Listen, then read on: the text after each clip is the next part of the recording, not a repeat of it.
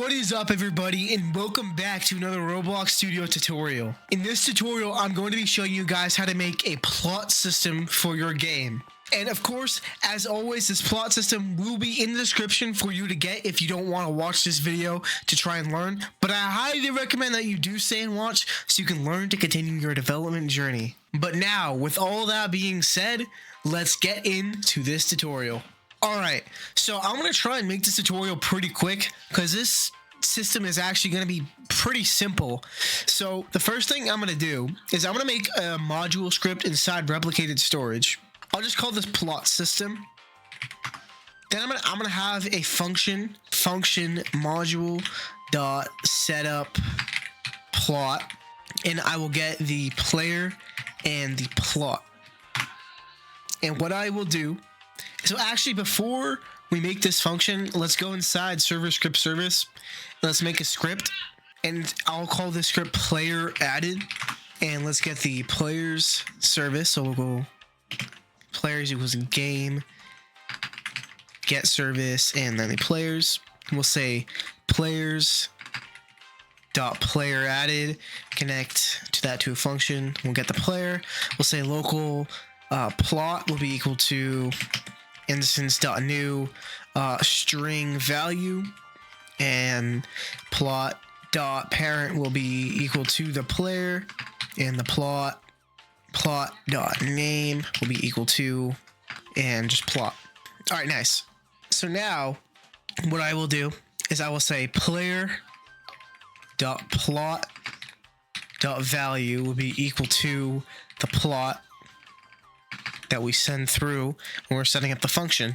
We're going to get the player service. So local players will be equal to game dot players dot, or no, sorry, it would be game get service players, and inside this function we can say players dot player removing, connect function, and get the player that's leaving and just name that P, and we'll say if player that's leaving is equal to the player, then actually what we'll do is rather than this just being a plot, we can say this is a plot dot name, and inside the plot we'll have like an owner value. So plot dot owner dot value be equal to, just say an empty string, and then anything else that you had set up for the plot, like if they had, like, say it was a game about like steal brain rot or something like that, in this part of the function would be like where you would delete their brain rots.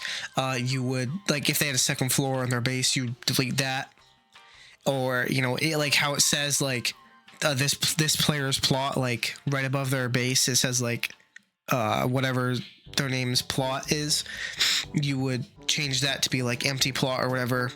And basically this will just make the plot empty and available for other players to get. And then also inside this setup plot function, if you like saved a player's plot like data, right? Like if they had data saved to a plot, I'll use steal brain rot as an example again. Like if they had brain rot saved in specific plots, then this is where you would also load all that data right here. And let's actually make like an example plot. I'll just make a part and I'll add in like a proximity prompt, and I'll put a script inside. I'll say script.parent.trigger connect function player, and say game.replicated storage dot plot system, or acquire that, and say dot setup plot for the player, and we'll send through the script.parent will send through this little part. And inside this part, because this part is just kind of like our example plot, we need the owner value. So I'll just add a string value, name this to owner, and inside this little thing here we can say like script.parent enabled would be equal to false, and when the player left, then we're setting this owner value to equal to that. And this proximity prompt, we could say plot dot proximity prompt dot enabled will be equal to true, because doing that right here. You could actually you could put this inside of the plot system. You could say plot dot proximity prompt dot enabled would be equal to false.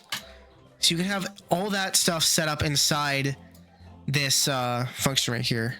I'll join right now and I can see this. Actually, wait, I never set the owner of the plot, my bad. So also inside this function, we're gonna say plot.owner.value will be equal to player.name. Sorry. Something else you could add inside this setup plot function, if you just want to be 100% safe, you could say if plot dot owner dot value is not equal to that, then return end. So yeah, now this will just like make sure that if a player already owns a plot, then no one else can take it. And now we'll play, and I can show you if I interact with this. Yep, enabled. The proximity prompt gets disabled, and this part is now my plot, and inside the owner is going to be me. Nice. Alright guys, that is going to be it for this tutorial. I know this one was pretty short, but this is a very simple system. It's kind of a system where you add on to it yourself. It's pretty, you know, specific to the situation that you want to have. I just kind of showed you the outline of how it works and how you can add on to it. But yeah, if you made it to the end, I really appreciate that. It would also mean the world to me if you could like and subscribe. But yeah, that's going to do it for this video, and I'll see you guys in the next one. Goodbye.